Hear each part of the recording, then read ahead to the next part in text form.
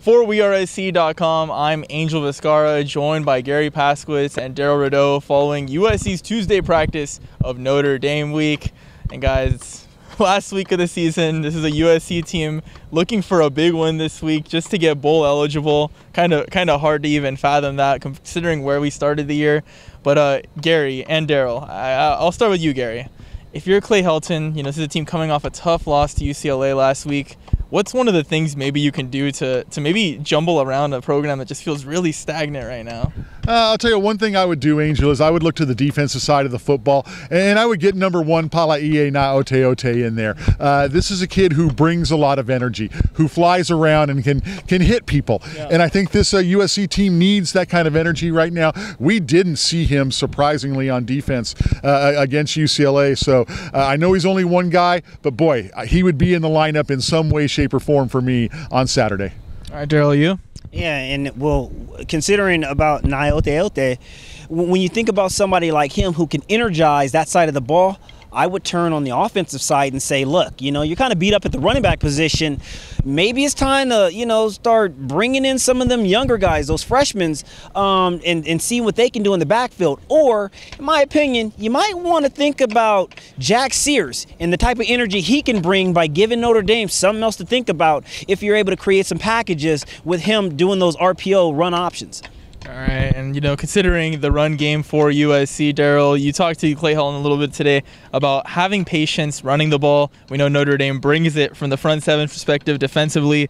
What did Clay Helton have to tell you, and what are your thoughts about the rushing attack this week? Well, I think that with Clay Helton, it is going to be very important, especially if you're the play caller this week, to be patient and not chase the cheese, meaning that Notre Dame will certainly invite you to throw the ball because of how much havoc their front seven creates, including their front four.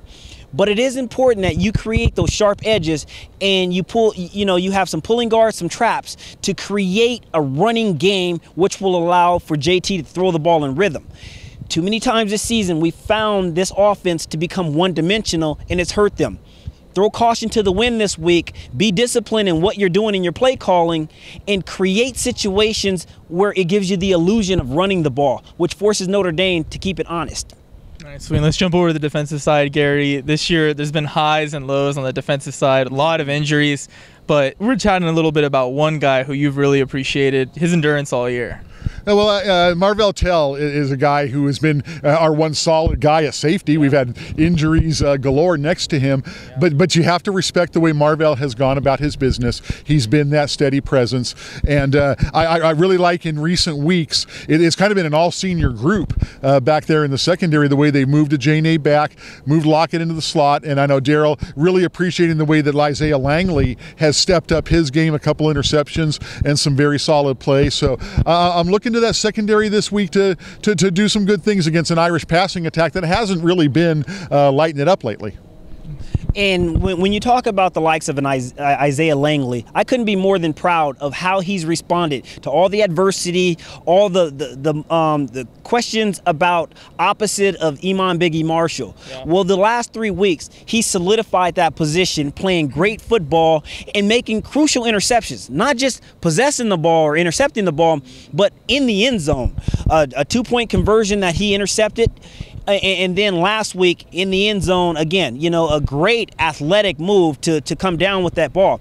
This senior group is going to have to step their game up, and the secondary is also going to have to show up in the running game. If they're able to do these things, I guess you can hear it. I'm a little bit more bullish than a lot of other people around the world, around the country are, but I think that this team has an outside chance if they treat this game like it's us against the world to become bowl eligible. All right, and it feels like the Trojans are going up against a giant, and that's because they are Notre Dame, a number 3 team coming in. Garry, what's one thing that has to go right for USC to come away with the win this Saturday? Play Trojan football. Was talking to Pete Arbogast at practice, and he was saying, hey, right now it's 0-0. And there's a reason they go out and play the game. He goes, I'm not saying that this is going to be a monumental upset, but he pointed back to 1964. I'll remember the end of the 96 game when it was the last year of the 13-year winless streak. Yeah. That's a long time. And I was down on the field when Mark Cassano batted down that pass, when Sammy Knight chased down Malcolm Johnson and had the strip fumble. these moments can happen in USC Notre Dame. And you hope that this Trojan team, the one thing I think Trojan fans are kind of looking for from this team is that energy and that passion to say, hey, this is a USC Notre Dame rivalry on Saturday. If we can see that, if we can see that appreciation for what this rivalry is, hey, let's go out there and play football. Darrell?